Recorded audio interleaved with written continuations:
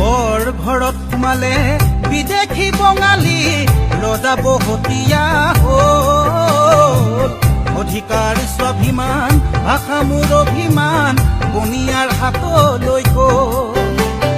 বৰ ঘৰত সোমালে বিদেশী বঙালী ৰজা বহতীয়া হ'ল অধিকাৰ স্বাভিমান ভাষা মোৰ অভিমান বনিয়াৰ হাতলৈ গ'ল জাতি এলেহুৱা ৰজা মোৰ বহুৱা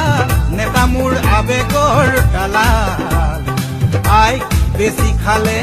বহু কথা গালে বিপদৰ সময়ত সকলো পলাল বিপদৰ সময়ত সকলো পলাল